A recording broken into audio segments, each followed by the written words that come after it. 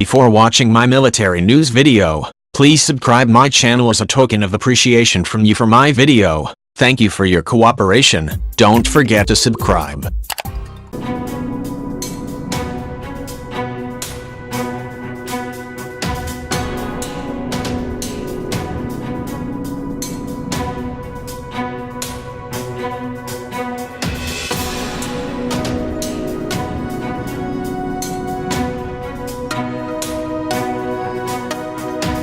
Over the past 2 years, the entire military has become just as enamored with the word lethality as you friend and humble narrator is with Doritos. Both bring a fleeting sense of happiness, but the high quickly fades while the craving goes more intense. Before you know it, lethality is in nearly every Pentagon press release and this reporter is tithing to vending machines.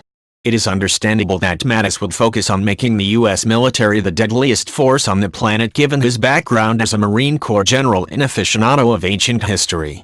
When hundreds of Russian military contractors attacked U.S. troops and their allies in Syria in February, Mattis ordered that the attacking force be annihilated, he later told lawmakers.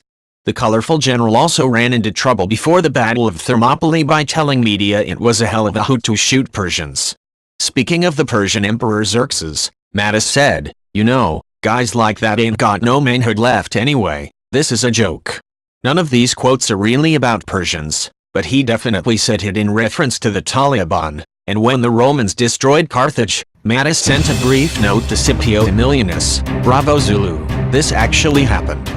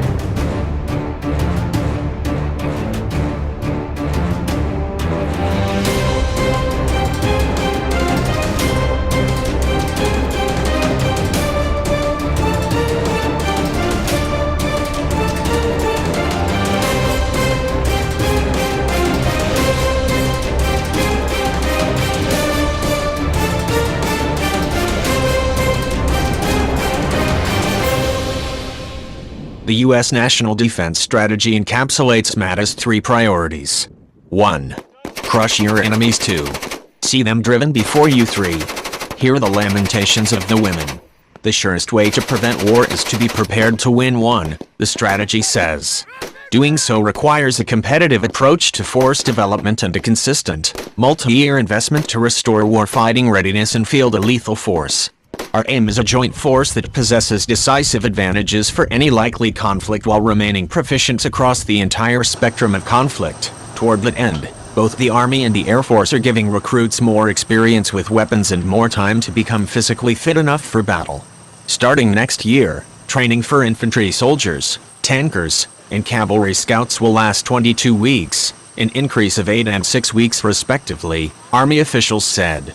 The Air Force has already expanded basic military training from 7.5 to 8.5 weeks. These changes to refine the basic training experience are about increasing our readiness in lethality while simultaneously instilling airmanship and core values from the very beginning, Air Force Carl Jason Carruthers, commander of basic military training, said in a November 5 news release. Increasing lethality can be a useful rallying cry to focus the Defense Department's priorities, but it is not applicable to everything the military does, said Catherine Kidder, a military personnel expert at the Rand Corporation in Washington, D.C.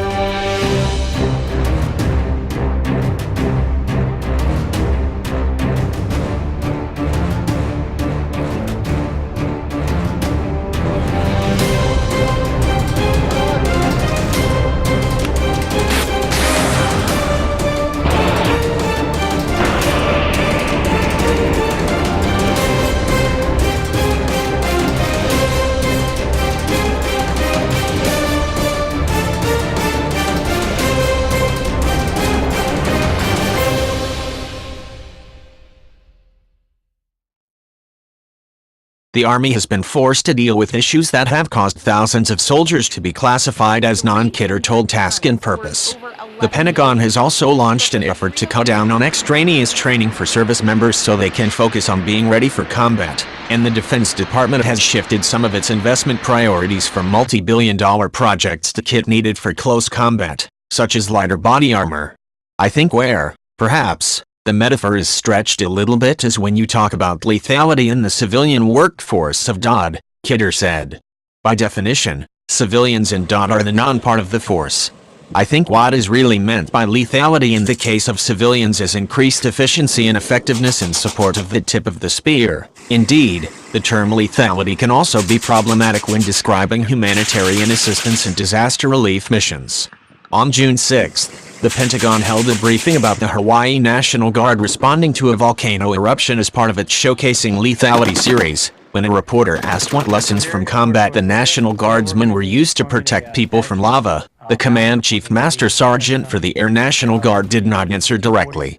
We try to provide, instill some of those collected and individual training requirements from the federal mission so that we can be able to execute our state mission, which is to respond to domestic operations as we are right now, said Chief Master Sergeant Ronald Anderson.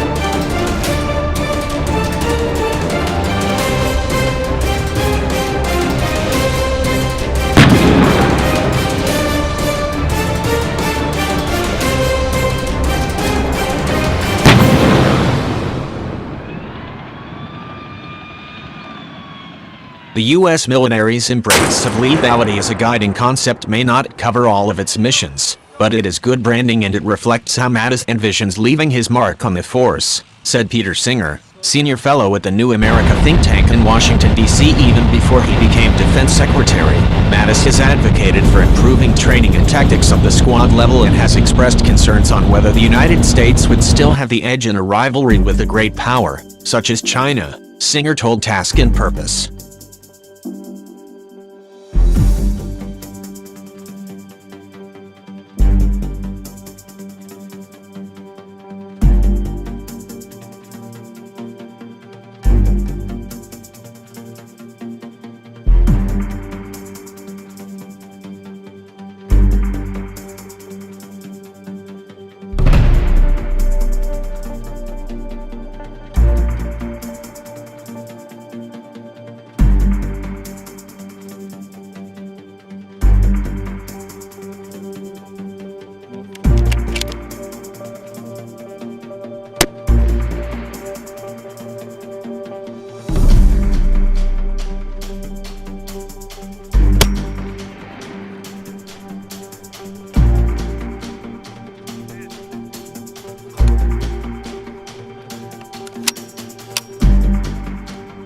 It should come as no surprise that the word lethality has become so ubiquitous during Mattis' tenure, because every new defense secretary comes in using certain words that become talking points for the whole military, he said.